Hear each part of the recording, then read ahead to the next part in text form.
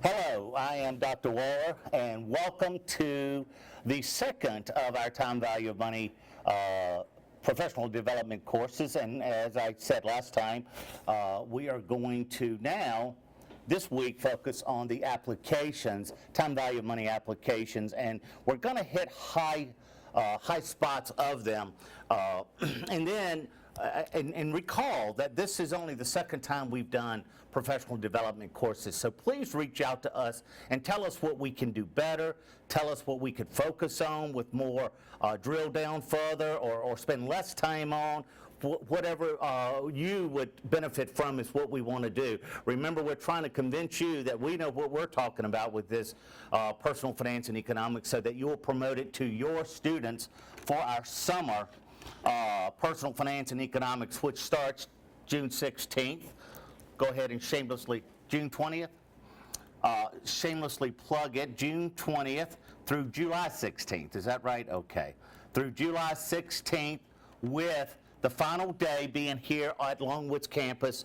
Everything is online, very much like this technology that you are observing right here and now, with the exception of the final exam, which is here on Longwoods campus, and it's a way for us to bribe you to come to campus and see what a beautiful campus that Longwood University does have. So economics and personal finance, it does satisfy the 6120 SOL. It satisfies the Department of Education's online exposure, and it satisfies the certification requirement. I'm looking to my right here for Danielle to tell me when I'm wrong. So you take the WISE exam. The WISE exam is administered as part of the final exam, and if you successfully complete the WISE exam, you have a CFL, which is Certified Financially Alerted. You know, I know there are a lot of schools out there that brag about their success rate in terms of the WISE exam, and it's wonderful. It's wonderful. We've had this for 4 years now, and we've only had 2 students out of about 400 who didn't pass it the first time, and they both passed it the second time. So we're pretty proud of our success rate too. So for those of you who tell us that we don't need Longwood because of our success rate, I'll just go ahead and throw that out there for you to consider. Now I'm going to start off not where I left off, but I want to just go back because I think this tells a story that is so important, and I really do think that I think about this a lot in my own personal financial planning, and every time I teach a class, I really want to reiterate the importance of starting soon, and that's what this right here exemplifies. I'm just going to revisit it briefly for you because some of you may have not been able to watch this last week, but we've got two young people, both at 22 years of age. Sally starts putting away $3,000, and she does so for 10 years. Sally starts when she's 22, and she does it until she's 32. And then she quits. But she doesn't pull the money out of the investment vehicle in which she has invested in. At the end of 65 years, when she's ready to retire, Sally has accomplished or accumulated about $1.3 million in wealth.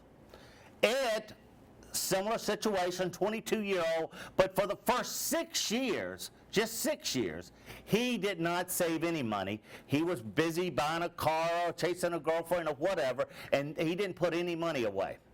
Now, at the end of 6 years, Ed starts saving $3,000. And for the next however many years between 28 and 65, it'll tell us right here, 38 years. For 38 years, Ed put away $3,000, which if you were to accumulate that math, he actually saved $114,000, and based on the interest rate at which they were earning, which was 10%, he had accumulated about $1.1 million in wealth.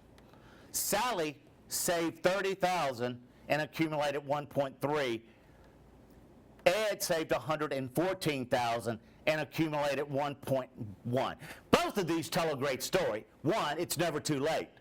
You can always start today, and you can put away a lot of money for a rainy day, a nest egg, or retirement, whatever you want to call it. But the importance of starting early, I cannot reiterate this any more importantly. And that includes for you teachers and for the students as well.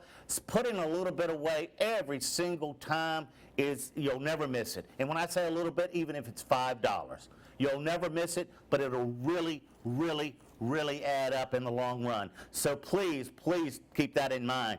These are actual fact-filled numbers. These are not what I call Bennyisms. I didn't make any of this up. This is actual time value of money calculations, and it's really, really important when you're talking about the importance of time value of money. Now, what I want to spend a couple minutes talking about before I get into specific examples is we have looked at these formulas last week. Excuse me.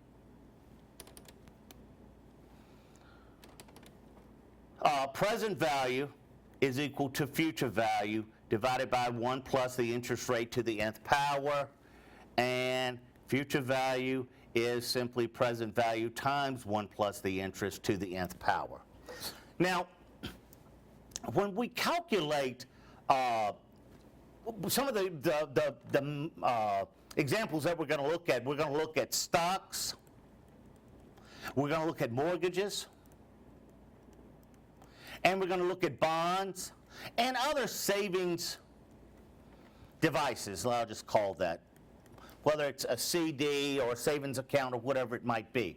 Well, all of these vehicles are going to have the basic same apparatus involved with them.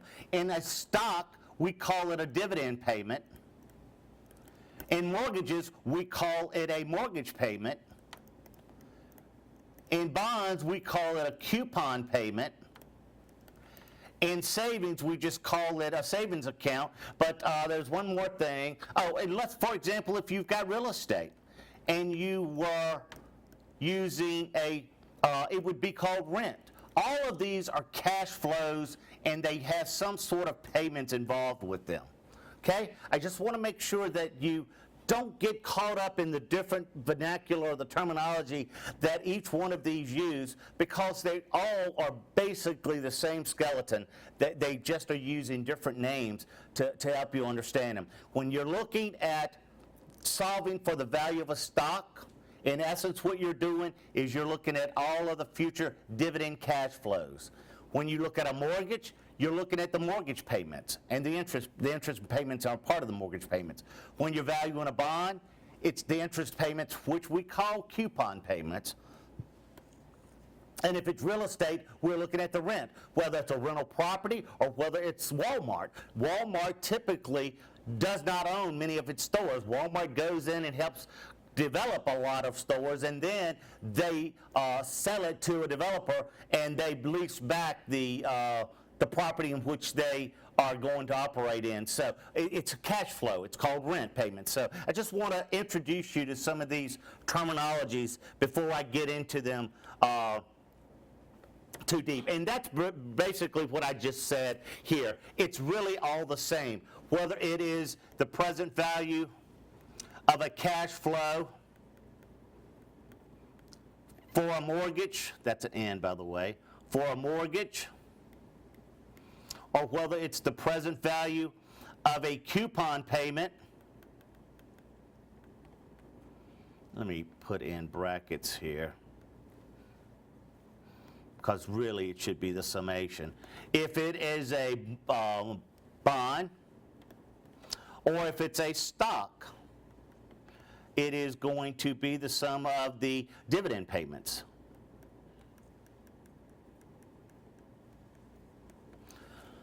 So it is really the same calculations, just with some different notations, okay? I want you to understand that, and I decided as I was getting ready for today, I wanted to spend a little time talking about this vernacular before we got into it. So the first thing that I'm going to talk about is I'm going to talk a little bit about stocks to start with, and what determines this rate. Let's pull this one out here and say, if I want to know the present value of a stock, I will have to sum all of the cash flows. And basically what this formula is the present value of all cash flows. And typically with stocks, the cash flow is a dividend payment. And I will spend one moment talking to you about stocks because I realize some of you may not be familiar with it. What is a stock? A stock is a degree of ownership in a firm. Generally, one share of stock entitles you to one vote. So if you have one share of Microsoft, then you are an owner of Microsoft Corporation. And the dividend at the end of the year, after all the bills have been paid, whatever is left over in income, Microsoft has the option to pay out that money in dividends, cash flow if you will, or to reinvest it in the firm. Now, depending on how well they're doing will sort of drive whether they decide to pay it out in dividends versus to reinvest it in the firm. But anyway, to back up, that is what this is dividend payments that the firm is going to pay out and over a long period of time. Now, let me take one moment just to say, generally people don't buy stocks and hold them forever. Many people do buy stocks and hold them for a long term, but this model will work, and I'll give you some examples that will help illustrate that to you in just a little bit. So the interest rate that we're going to use down here at the bottom when we are deciding how to use, it's going to be determined by the risk that we are willing to take. Now, you and I, as individual consumers, our credit risk is determined by a credit score. So we pull our Equifax or Experian, and that's how Bank of America decides what rate we're going to pay on our car loan or our mortgage loan. And we're going to talk about car loans and mortgage loans here in just a moment. However, most companies, if companies are publicly traded, they have a bond rating. And I'm not going to get into that here, but a bond rating is very similar to yours and my credit score. So if you've got a really, really high credit score, obviously you're very safe. If you've got a very, very low credit score, then you're more risky. The higher your credit score, and I'm going to just talk about you and I for a moment, the higher our credit score, the lower our rate, because we are less risky.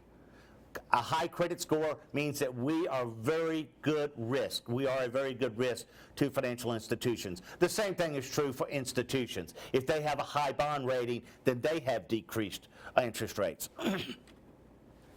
This sort of illustrates what I was just talking about there. You can see common stocks typically have the highest amount of risk, but as a result, they offer the highest amount of return. Once again, this illustrates here. You can see small company stocks have more risk than large company stocks. This would be like a General Electric and a small company stock. I don't know. I'm going to say Lululemon, but I'm not sure if that's would be considered a small stock now or not. But it is certainly smaller than General Electric or General Motors or any of that. Now, this is reiterating what I just said. The more risk someone is willing to take, and that's along this axis, the more return they should expect to get. Now, this curve should be, and it is, upward sloping, meaning the more risk, the more return.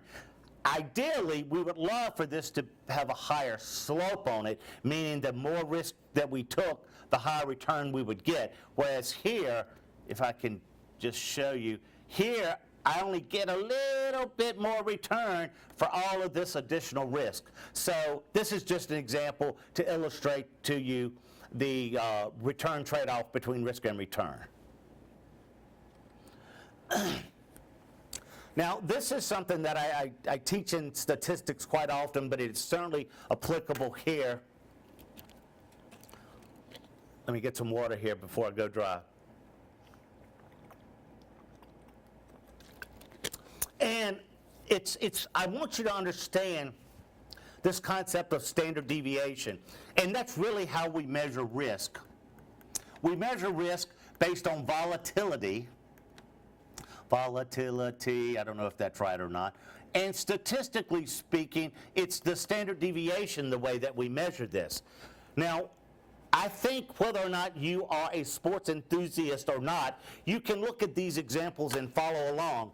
If it is the fourth quarter of the Super Bowl, you're down by 2 points, and you get to call in the field goal kicker to kick 3 points to win the game, and let's say you've got kicker A and kicker B. They both have made 10 perfect field goals.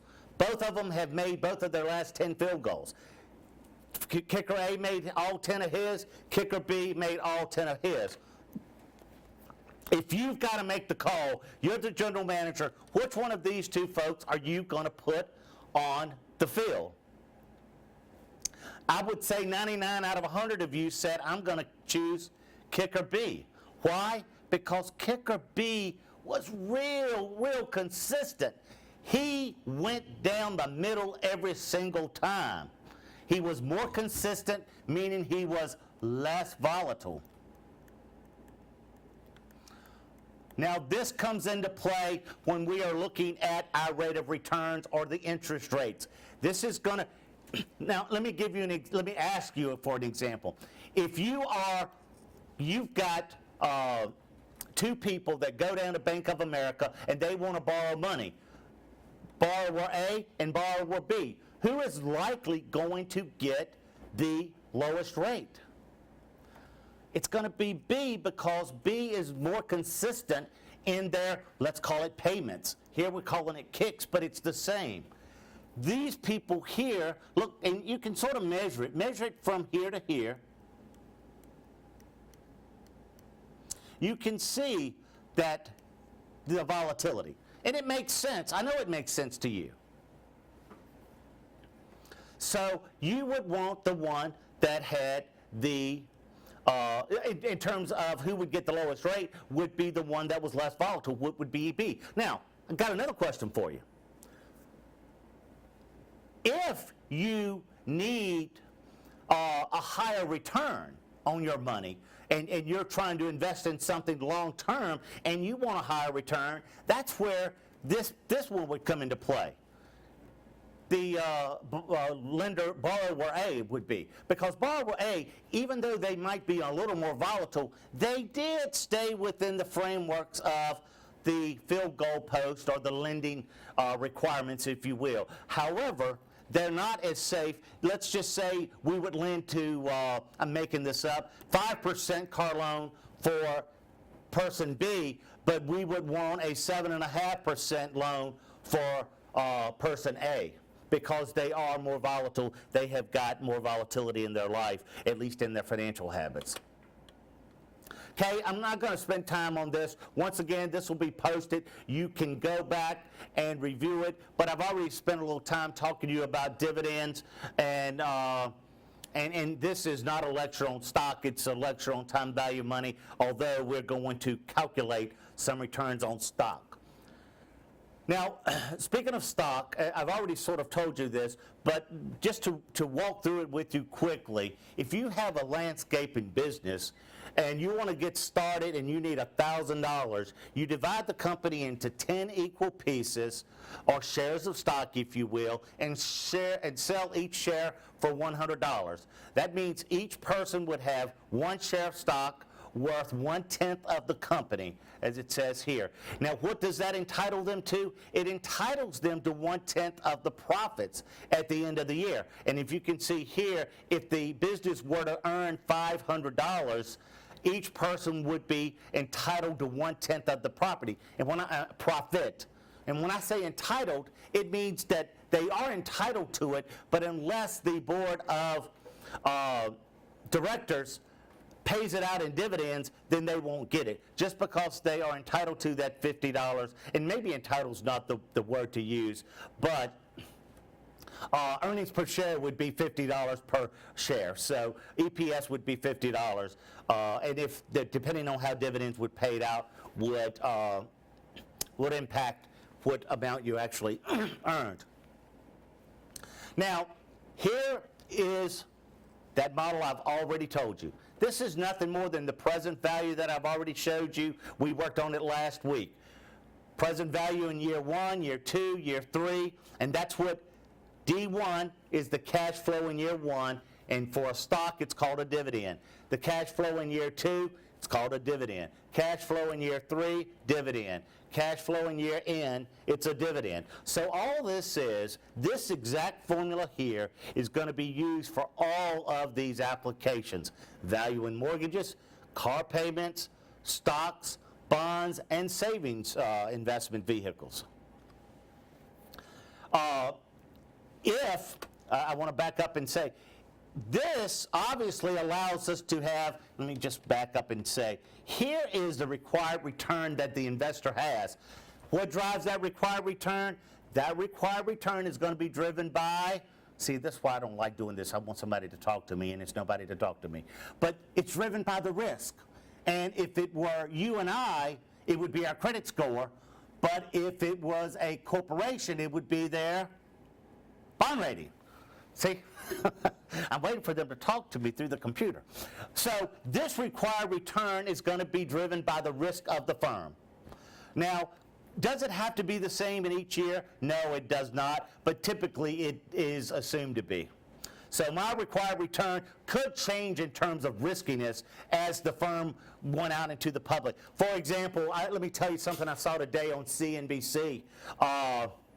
It was sort of sad, but the FDA did not approve a Down syndrome drug for folks with Down syndrome, and it was a family there at the hearing, and they were just all upset because of it. They thought that it had helped their children who had Down syndrome. But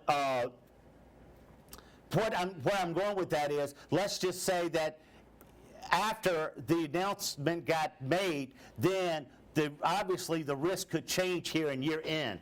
So it could go up significantly. Actually, the firm that had this treatment up for consideration lost about 52% of their market value after the announcement came out. So obviously their risk changed dramatically based on this FDA ruling. Okay, now what I want to show you here is that if you've got this big long formula, and if you can make some assumptions about growth, then we can break that big long formula down into a very short formula where we can say the price of the stock today is equal to the dividend payment tomorrow. And tomorrow means the next time it's paid, whether it's 6 months from now or 1 year from now, divided by the required return, K, minus the growth rate of the firm. Okay? So if we have a constant growth model, we can use this instead of having to use this longer formula model. But I want to show you an example, and I said to myself here, spreadsheet. That's why I put it in there so we go see it. And here it is. Let me stand up so I can, and let's blow it up too. Okay. This example here, it says a share of common stock just paid a dividend of $2 per share. If the long rate growth of the stock is 15% and the investors require 19% return, what is the price of the stock? Well, this would be just paid a dividend. That's important for you to know. Just paid a dividend really means D0. So we would really need to calculate D1. And we do that simply by taking D0 and growing it by whatever the growth rate is. In this particular example, they told us D0 was 2, and that's why I've got it bolded so that you know that it was just paid, times 1 plus the growth rate of 15%. So you would get D1 is equal to $2.30 divided by 0.19 minus 0.15, which is the investor's required return minus the growth rate, which if you take it out, you get 2.3 divided by 0.04. And if you, I'm pretty sure this is $57.50, but let's just look at it. And it is. If you look at this model here that I've used in Excel, I just took the D1, which is the $2.30, and divided it by the K minus G. Now, that says that what this implies is that if I bought this stock today, I just want to make sure that I don't want you to be stock trader aficionados, but I want you to understand what this is doing is it's taking the present value of all of those future cash flows and bringing them back to time period 0 by using that very simple formula. Now, if you will look at what I've done here, I've taken the same example where the period in period 0, year 0 I call it, is $2. The present value of it is $2. Then I take the present value of dividend 1, which was $2.30, and what I've done there is all I've done is I've taken the $2.30 divided by 1 plus the required return, and to the year 1. The next one would be to the year 2. The next one would be to the year 3. Now, this simple little formula gave us $57.50. But if you take all of this that I've done, and I don't know, I did it for 100 years, and if I take the present value of all of those, I get $57.62. So I get about a 12 cents differential between using the present value functions and using the spreadsheet. You can see that, well, just look here and let's just go down. In 30 years, the dividend should be worth $132. But what's the present value of that $132? It's only worth 72 cents today. So if you had 72 cents that you could invest at 19%, in 30 years it would be worth $132.42.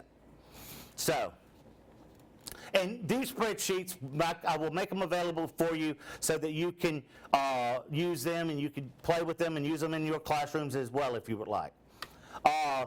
Now, here's another example, and it's a little different, but it is assuming basically the example that I just told you about this pharmaceutical firm, although this is an example out of the book, but this is very applicable to what we just talked about in terms of this FDA approval. They typically have super abnormal growth for for a certain period of time. And in this example, it's going to show that they have growth in year 1 and year 2, year 3, and then in year 4, their growth becomes constant. So I'm going to take, this is the present value of the cash flows for year 1. This is the present value for the cash flows in year 2. The present value for year 3. Now, I'm not going to get into it, but this is the price of this assumes that it becomes constant at this point. So really, if I took, let's see if I can do this better.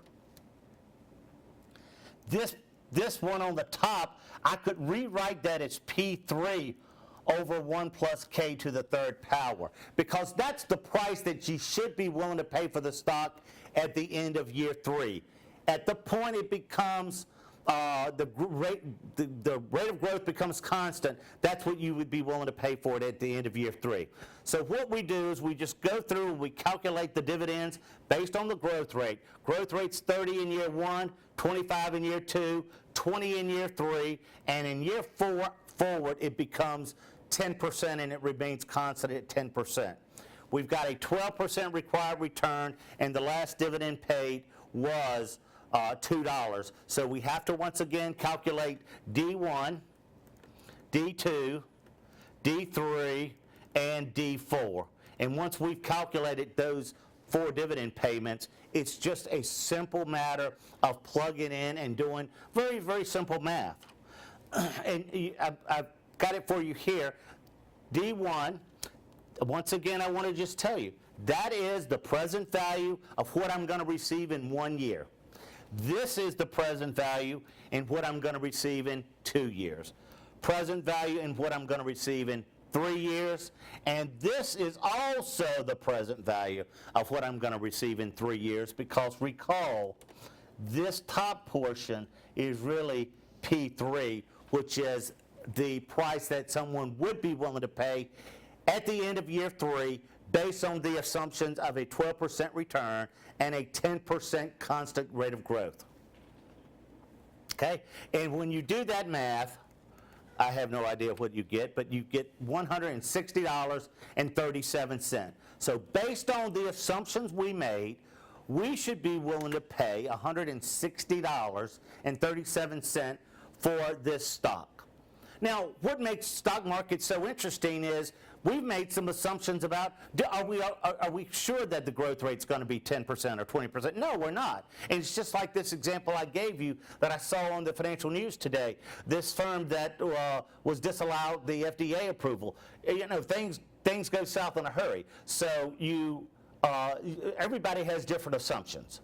So if you think if the stock is currently trading for less than that, you would want to buy it if you believe your number is strong.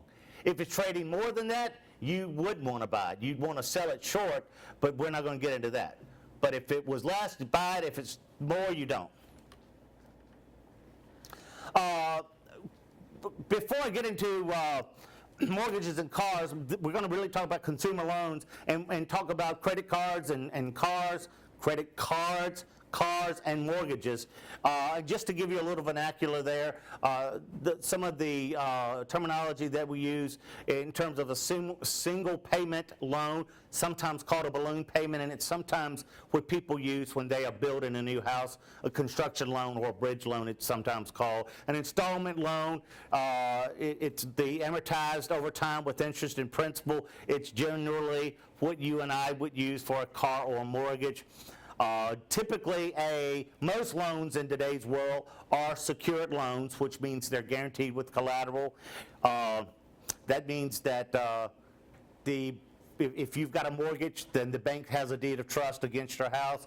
If you have a car payment, the bank holds the title to the lien on the title to your car. Unsecured just means that they are a signature loan. Means you've got really, really good credit, but even with really, really good credit, you only get a small amount of money to without having some collateral. Okay. Also, I want to spend just a second here to talk about the difference between a fixed rate and a variable rate loan. Now, generally, these are going to be applicable for mortgages. Why? Because typically loans are not variable for cars and other loans. But a fixed rate loan, if you know that you are going to, if you're able to get a really good rate and you're going to stay in your home for a long period of time, a fixed rate loan is good for you. If you are going to be moving, you're going to be very transient, and if you have a good idea of what the economic picture is, then you might want to do a variable rate loan.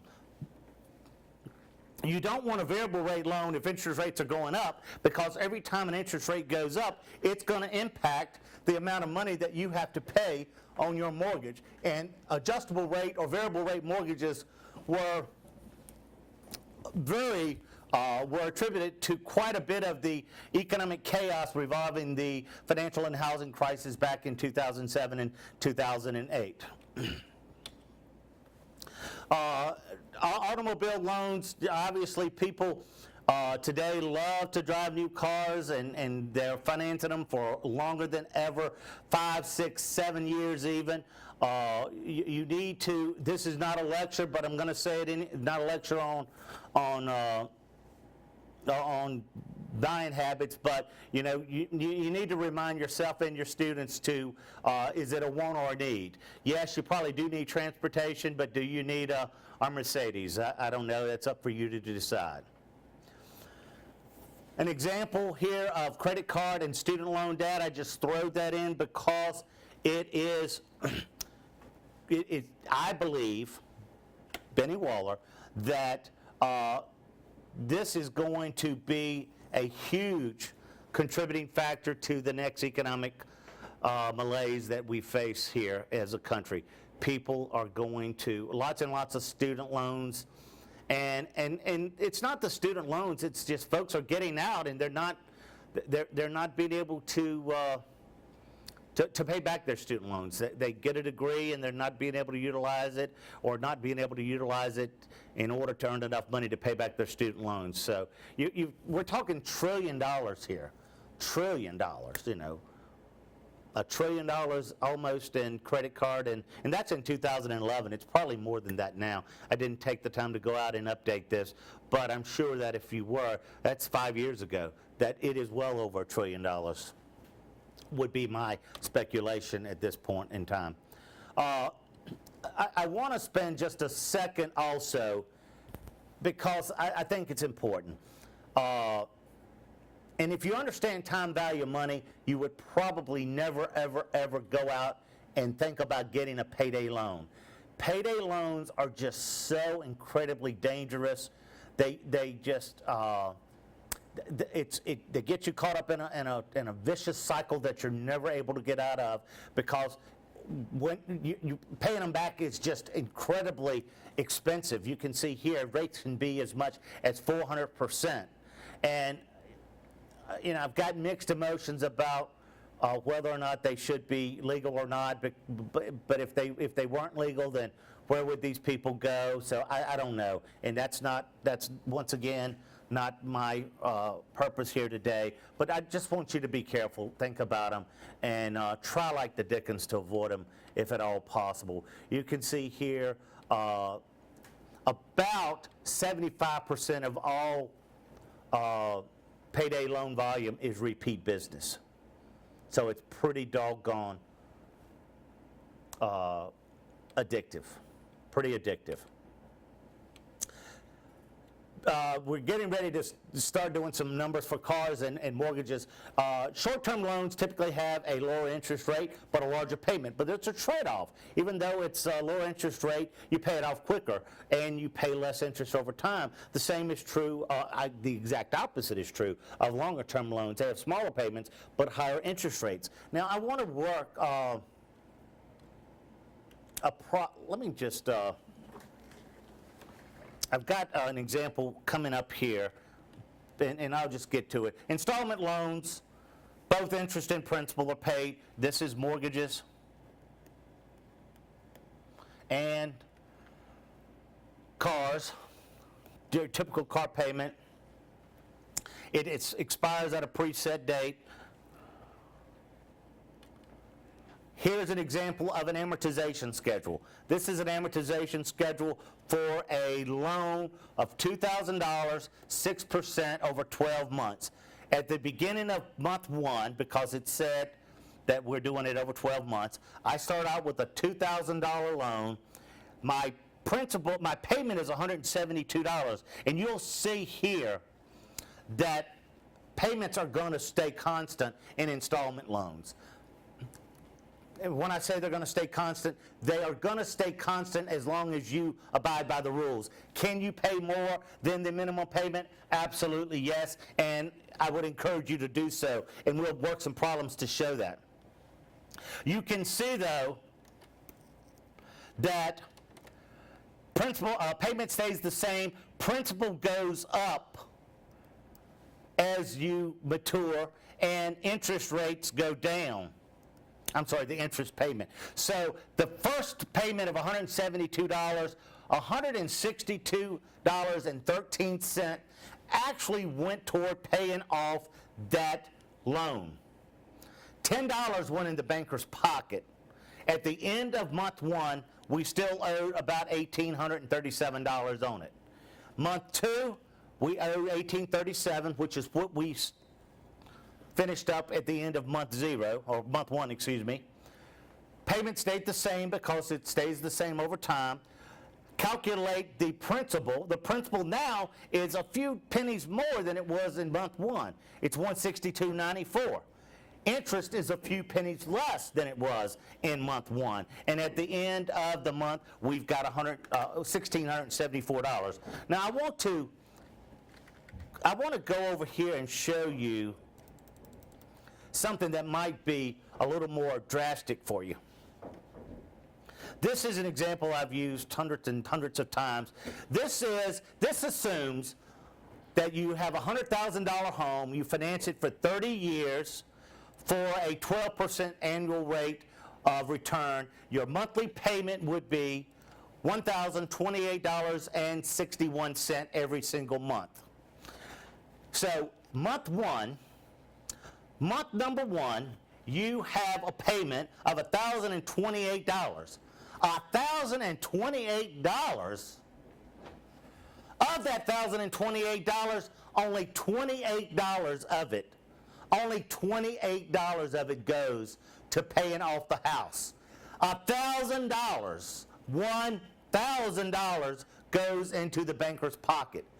This should also put a cringe in your whatever when you talk about time value of money.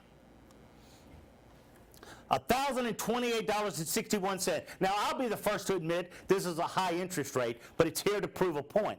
In month two, you pay $1,028. This time, $28.90 goes toward paying off the house, and $999.71 goes in the banker's pocket. Now, I want to illustrate, I'm going to ask the question, even though nobody's out there to answer it. How much do you think you would pay over the term of such a loan? You paid $100,000 for the house, and here's going to be the answer. Your total payment, if you do everything according to the note that you agree to do, you do it for 360 months.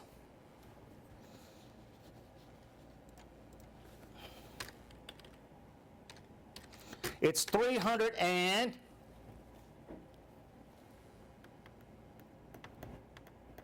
$370,301. You subtract what the house really cost, you're going to pay $270,000 in interest. If you were to buy this home and abide by the payments, you would pay almost triple in interest what you would be paying for the value of the home. Now, obviously, I want to point out some things here that you should point out to your students as well. The purchase price of a home is always negotiable. Here I said $100,000. Yes, it is. The interest rate is negotiable. What's going to drive that interest rate, Danielle? Your credit risk, your credit score. So the better your credit score, the lower that rate's going to be. The number of years that you decide to finance it is going to have a huge impact on how much you pay. Let me illustrate that, if you would. You know, I love this stuff. I love it. I want to show, let's say you steal. Let's say you've got crappy interest. Crappy credit. Crappy credit. That sounds like a good website or something for somebody to help get better crappy credit. Anyway, we're going to go from 30 years to 15 years. You can negotiate that. That ought to be no problem to negotiate. So now all of a sudden, we have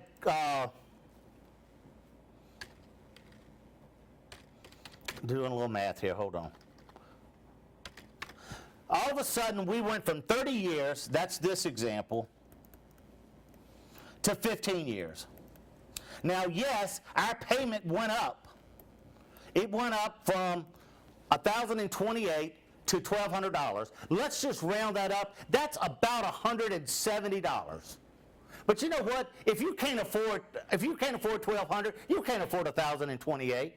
That's just the truth of the matter. But anyway, so now $1,200 is what it would cost us if we financed it for 15 instead of 30.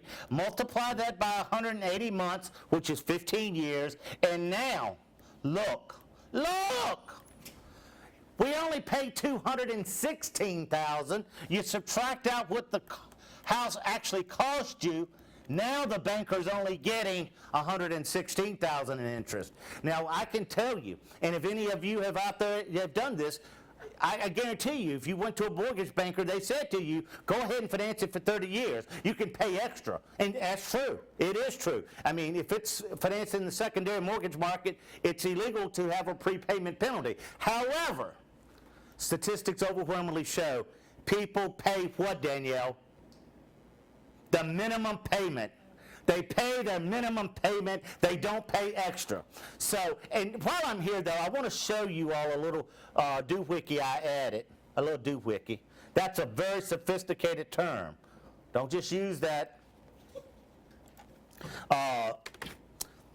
Here you can see what I've set up is how much money you could save by paying off extra. And let's just go back over here, because I can remember this one better. 30 years, okay. Right now it's set up, if I pay off my loan, if I don't pay any extra, then it takes me 360 months, and this is how much I'll pay. We already know that. Well, what if I were to pay $1,030? That would be $1.39. $1.39. If you pay $1.39, it would save you $4,300. $4,300. Booyah! Now just think if you were to take it and pay, oh wait a minute, folks. I just did something stupid. I was wrong. Booyah, I have to take it back. But if I pay $1,030, that would be $1 and, what did I say? $1.69 or whatever it is. It's a dollar and something extra. Now, if I do that, I pay that extra dollar and something. It will number of months to pay. I got to look at this here. This doesn't look right. This math doesn't look right. I have to look at this, folks, because I don't like the way it looks. Let me see. If I were to pay, well, I know what. If I were to pay $1,200, I should save about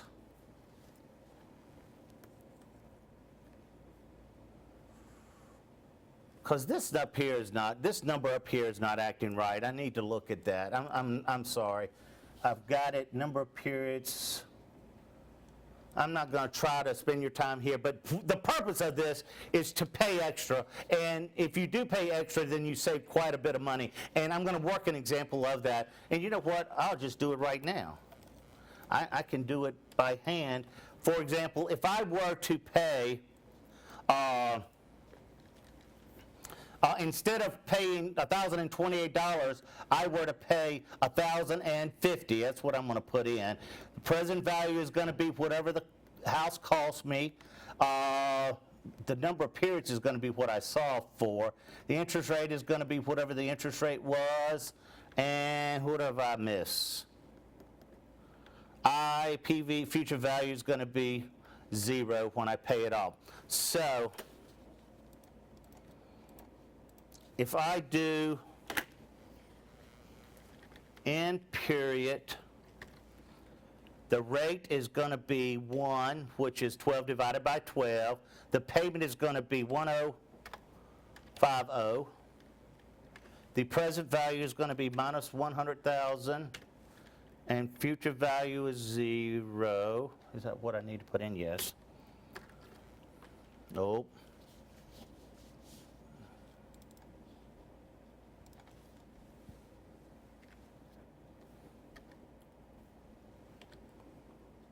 Do I have too many zeros there?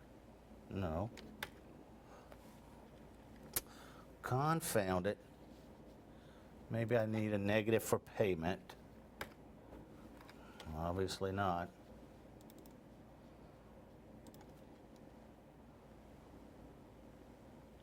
I know.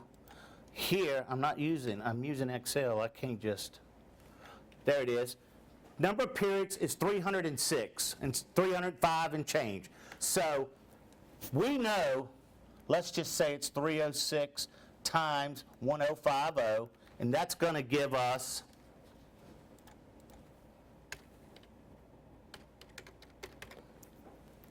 321,270 and change.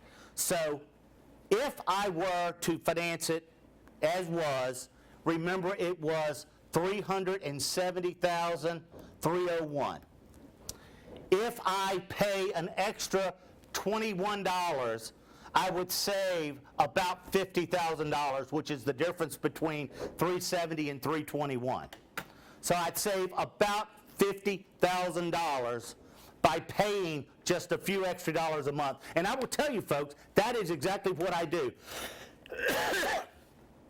I'll give you an example of one of our mortgages. I can't tell you how much any of our mortgages are, but I can tell you what I pay each month. For example, I've got one that's like $1,100 and change. How much do I pay, Danielle? 15. No, $1,200. I always round up to the next 100. And sometimes I pay extra, but I always round up to the next 100. And it really will save you several $1,000s, and you'll never miss those few dollars. You should do that. I do that. Good, fantastic. So $50,000 here, folks, and you'll never miss that 20 bucks. This is the stuff that's going to impact your life not only as a teacher, but as a human being living. You're going to have a mortgage, you're going to have a car payment, you're going to have to deal with this stuff. Can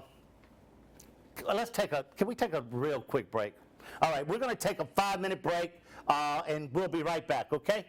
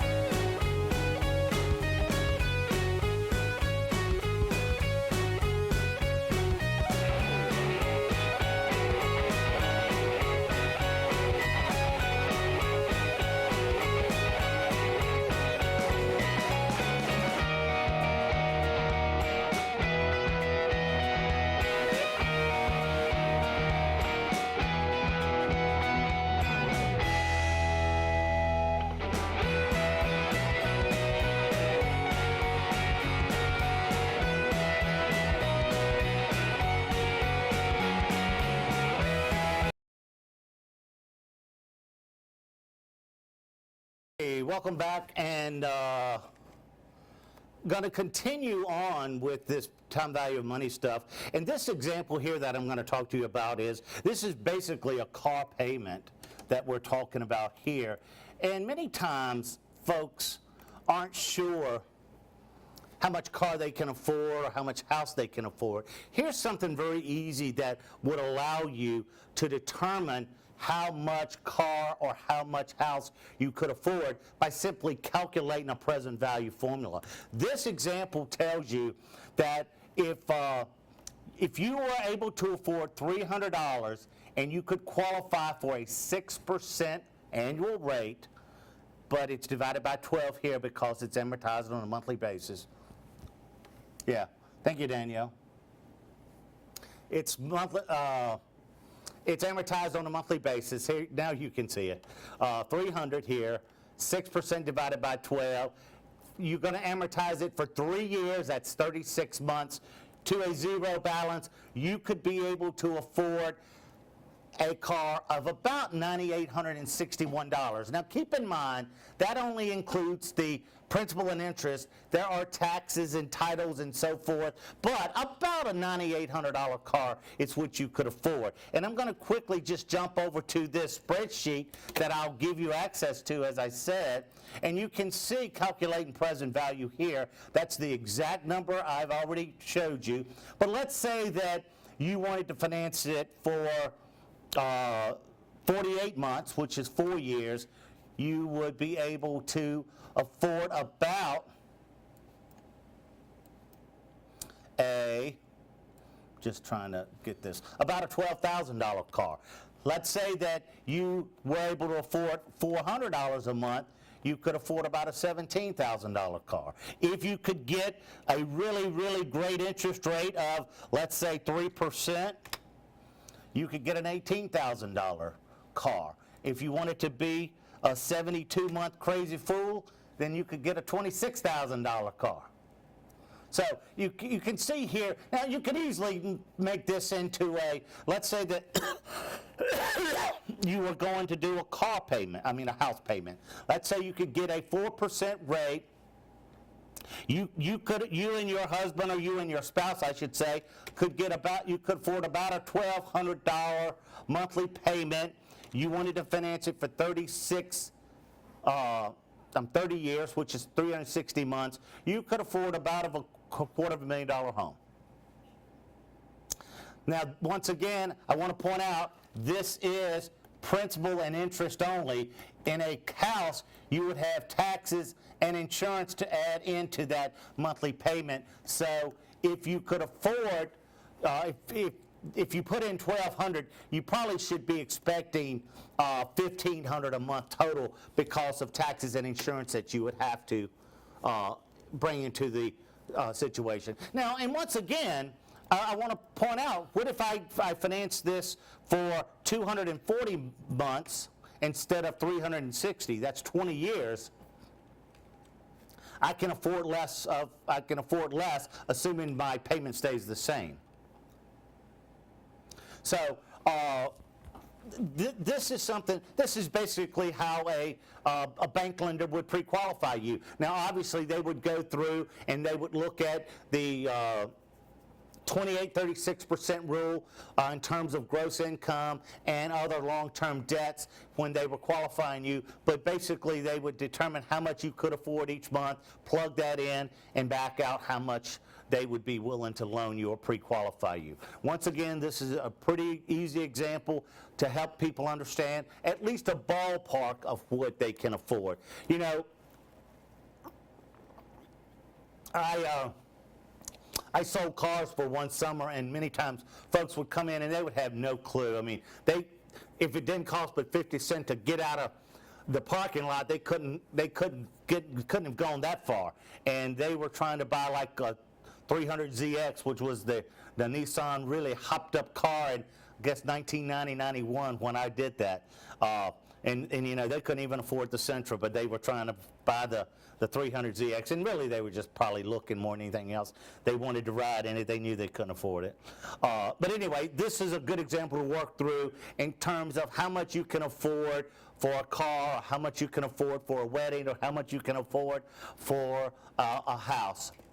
Here's another example here, and I've sort of worked through this on that spreadsheet, but if you could have $23,000 4-year loan for 3% with excellent credit, what would your monthly payment be? We've calculated that to be $509. As I showed you earlier, that $509 times 48 should give you this number. The car costs $23,000, so the difference between your total payments and the cost of the car is how much you're going to pay the bank in interest. Once again, banks love people, particularly with good credit, to take out loans of a long maturity, because that's how they pay for those big fancy buildings in downtown Richmond, downtown Charlotte, downtown wherever. Here's some notes or some comments to make about about things that you have to think about other than just the payment, the monthly payment. You've got to have a down payment. Generally, there are points associated with a loan, origination fees, and application fees, appraisal fees, title search and insurance costs for attorneys.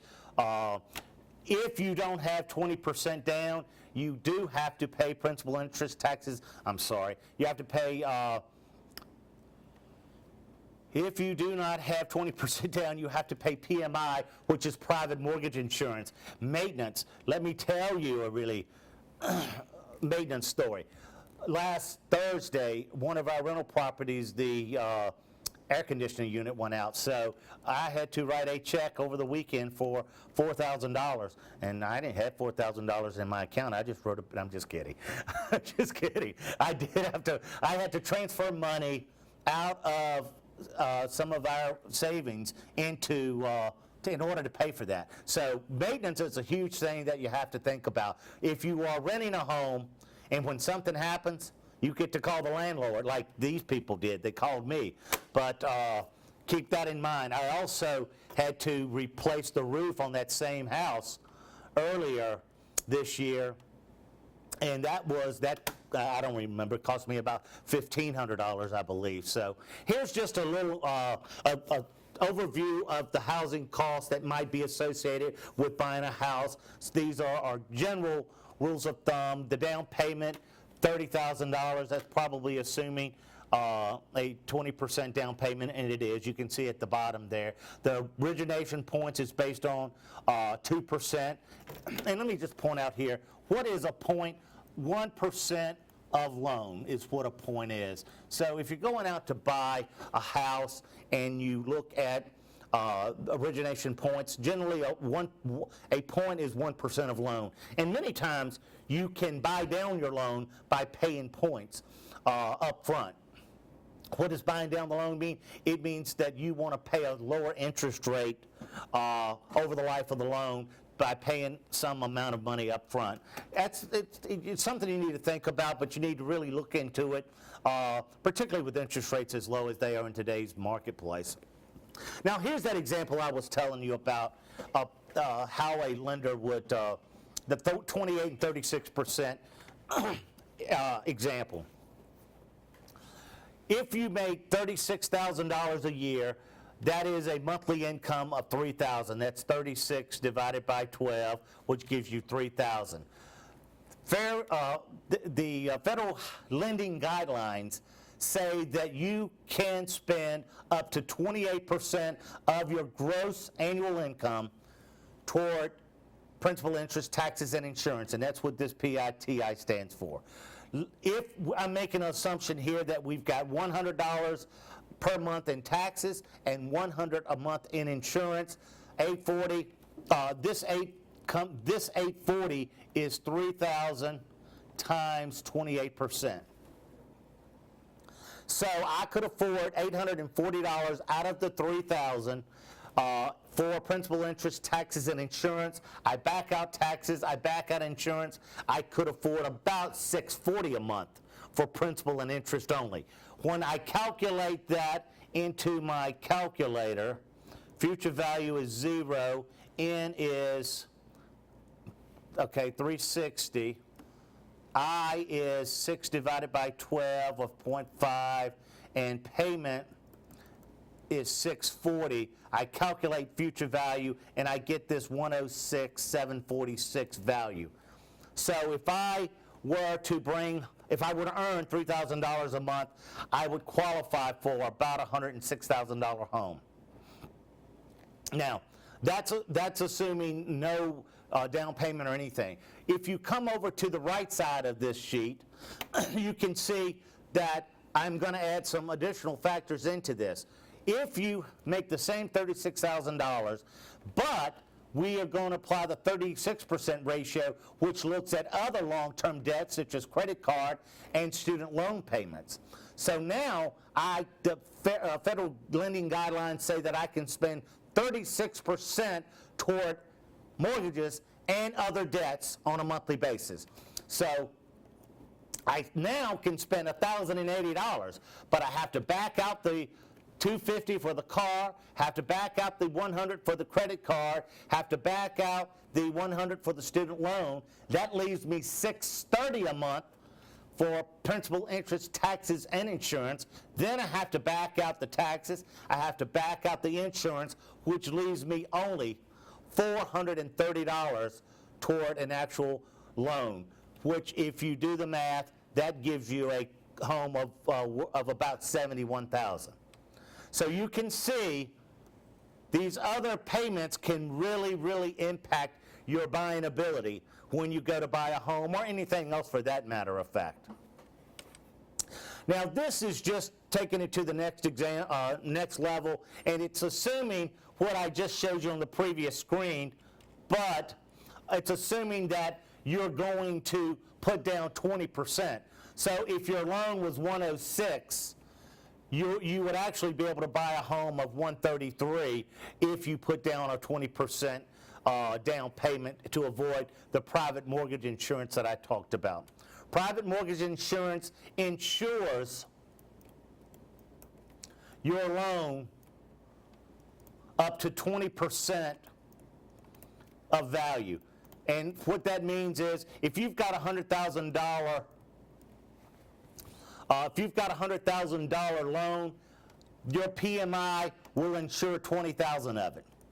So if you were to walk away from your loan and you just bought a brand new home for $100,000, your insurance company would have to pay $20,000. Now, this is not casualty insurance or hazard insurance. This is private mortgage insurance. So this is totally different than your typical insurance, but this is for those people who don't have enough down payment in order to put 20% down.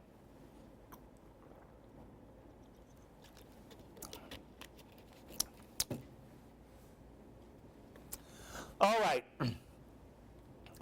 This is another example, and this is, I forget what this was wrong though. If you've got $100,000 and you finance it for 30 years, and if you've got $100,000 you finance it for 15 years, this number here was wrong. I don't know what that should be, but I remember that it's absolutely wrong. You can go over to the spreadsheet. What did I say? 6% for 15 years. 843, 151, 894.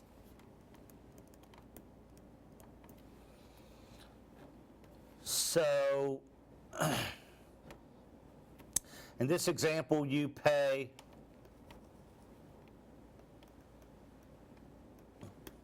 $115 toward your in interest, and in the 15-year, you only pay about $51,894 toward interest.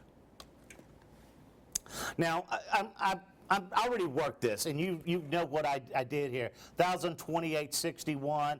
This was 1,200 and some change, but you saw the vast difference between these two examples. If you finance something for 15 versus 30 years, you will really, really save a tremendous amount of money. Now, I want to just spend a moment here talking to you about whether or not you should do that. Let's just say you've got a 30-year mortgage, a 30-year rate, I'm just going to say 5%, versus a 15-year rate of 5.5%. Okay? So if you, I just had a moment of senility. Let's say you got a 15-year rate of 4.5%. What is going to really determine whether you should do that 4.5 versus 5% rate? What should determine it is if I am able to do something with the difference in the monthly payment that will earn me at least 5%. So if you're able to invest the money, if you're able to pay off credit cards that are 18%, or a car note that's 8% or 7%, then you should take the 30-year loan. But if you are just going to pay the minimum and not do anything with the saved cash flow, then it doesn't really make a whole bunch of sense for you to do that. Here's an example of a 30-year fixed rate mortgage at 6%. And you know, you can see if you do a 30-year note, you spend the first 20 plus years, 240 months would be 20 years, so you spend about the first 20 years paying mostly in interest. It's not until you get here that you start getting to pay towards your principal amount. Now that graph would look the same regardless of the interest rate that you pay, but that really does illustrate how much money the banks are making off of these things. Not going to talk about this here, sources of risk, but yeah, I will. For just one moment, I'll talk about it. Once again, I'm going to go back to yours and our credit score. Our credit score is mostly driven by default risk. Mostly driven by default risk. There are other things like interest rate risk, inflation risk, liquidity risk. For example, liquidity risk is something that gets involved with a house, because if you actually needed to sell a house quickly, could you do it and probably earn market value? Probably not. You generally would have to sell it at a loss. Also, you've got market risk. What happens? Well, market risk, what happened in 2007 and 8? Values went through the floor in terms of housing value. Call risk is talking about bonds here, and we talk about bonds in just a little bit. Political and regulatory risk. What happens if there are some kind of laws passed that impact you? So these are all things that are important in determining the rate that you're going to pay, which I'll call required return, or K-HAT. I'm not going to spend a ton of time going through bonds, but I do want you to understand them, that they are basically, they're very, very similar to a mortgage payment. In a mortgage payment, you borrow this much money up front, and each month you pay, I'm just going to write this down, $1,028, $1,028, and at the end, it's zero. Well, with a bond, you buy the bond up front, you pay this amount, and the lender, let's say it's Microsoft, you pay them $1,000, they pay you $100 in interest, they pay you $100 in interest, they pay you $100 in interest, and at the very end, they pay you interest, plus they repay you your original investment. So the difference between a bond and a mortgage is the mortgages pay a little bit of principal and a little bit of interest every single month. But with the bond, it's all interest every single month or year or whatever it is until the very end, and at the very end is when you pay back that original investment. Bonds are inversely related to interest rates, as a bond will sell at par, then the coupon rate and the market rate are the same. Now, I'll get into this in just a little bit. Bonds sell below par if the coupon rate is less than market. The coupon rate is the rate at which the bond was issued. And what does that mean? It means that it's got you actually have a little booklet that says my coupon rate is 6% or whatever it is. Well, if interest rates go up in the marketplace, then the bond will sell above par. If interest rates go down, they'll sell below par, which means par is, for our purposes, $1,000. And I don't, once again, I'm not going to try to get into to teach bonds here. I just want to teach you that the present value, time value of money concept is exactly the same. If you were to pay $1,000 for a bond, or if you were promised to get $1,000 at the end of 25 years, every year would pay you $100, and your required return was 10%, how much would you pay for that bond today? You would pay exactly $1,000. I want to point out, the reason that this is $1,000 is what you'd be willing to pay is because this market rate is 10%, and it was issued at a market coupon rate of 10%. Now, the coupon rate is the payment, which is 100, divided by what it sold for at origination. So that's how I know that this the coupon rate was 10%, the market rate was 10%, so the bond should always sell for $1,000. If you go to the next stage, the coupon now, we know, because I just showed you, is going to be 10%, but the market rate has gone up to 12%. So if I were to buy a bond today that promised to pay me for 25 years an interest rate of 12%, $100 per year for those 25 years, and at the end of the 25 years, I would get my original $1,000 investment back, how much would I be willing to pay for it today? I would be willing to pay $843 for it. Why? Because if I were to go out into the market, I would buy a bond that would pay me 12%, not one that only paid 10%, like the one here. Coupons never change on bonds. Once it's issued, the payment never changes and the coupon rate never changes. And the number of years to maturity never changed based on how many years it was issued for. I mean, obviously, if it's a 30-year bond, after 5 years, it'll have 25 years to maturity. Now, going to the next level, same song, just a different verse. If we were to have a bond paying $100 for 25 years, and the market rate was 12%, and remember, the coupon rate is still 10%, how much would I be willing to pay for that bond? I'd be willing to pay $1,213 for this bond because I'm now going to be earning, if I bought a coupon in the marketplace, that's 8%. If I bought a coupon in the market, it would only pay 8%, and this bond that I am going to buy is paying 10%. So that should be 8%. Or it should be 8. In the calculator, it converts it to a percent. So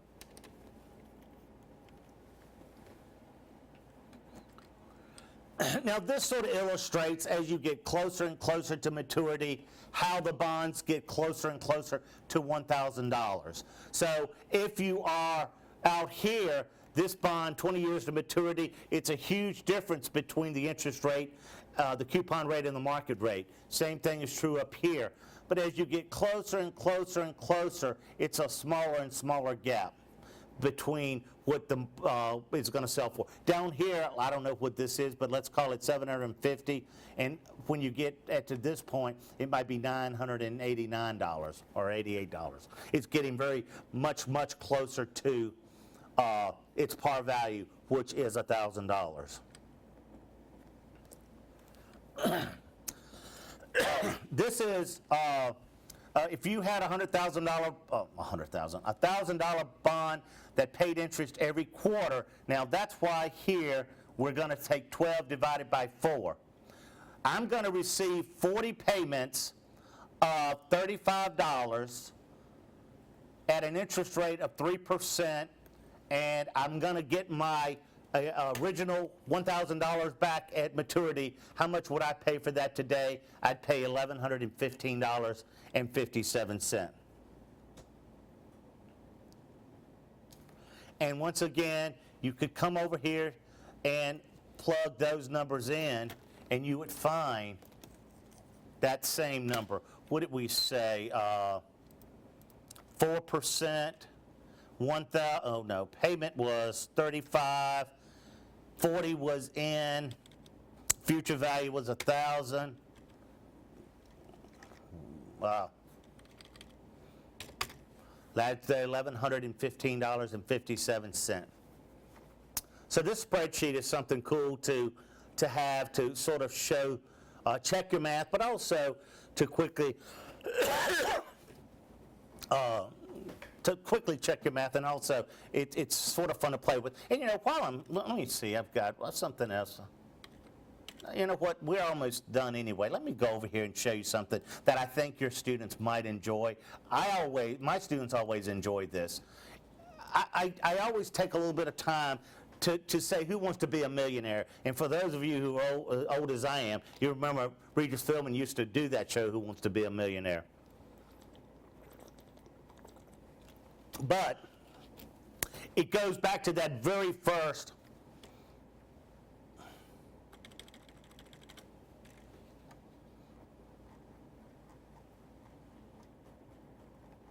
well, there's a whole lot of stuff here. We're getting close. Goes back to this, that starting early. And if let's say you want to have $1 million, and let's just say that how many years to retirement? I don't remember, I set this up earlier, but this suggests that 45 years remain until retirement. That's saying you're 25 and you want to, or you're 20 and you want to retire at 65, that's 45 years. Let's say you can earn an annual interest rate of 3%. How much would you have to put away per year in order to have $1 million when you were 65 years old? That's about $898 per month. Now, that's a pretty hefty amount, but this is a very low rate too. Over time, you're probably going to be able to earn, I'm going to say 8 to 9 to 10%. Let's put in 9%. If you're able to earn 9% over time, that means you'd have to put away about $150 a month to have $1 million. And let's say you could even earn better, and I'm going to use 12%. Why 12%? Because 12% is what the stock market has earned over the long run, about 12% per year. If you could earn 12% per year, you would only have to tuck away about $61 a week. And you know what? I tell my students this because I say if you just don't go to 202 tonight, you will save $60. You will have that $60 for this week, and you'll be able to put it away. And you know that as well as I do. When you go out with your family to sit down and eat, I mean, you can't even go to Burger King without spending $50. So, and I'm exaggerating that a little bit, because, but not too much. I mean, you go to anywhere. My point is, this is a great little spreadsheet here that shows you how easy it would be able for you to be a millionaire. And it really is. And if you could start earlier, let's just say you had 50 years. Wow, that 5 years cuts what you need to save in half because you save so much sooner. And that goes back to this. You know what I'm talking about. Goes back to that. Goes back to that.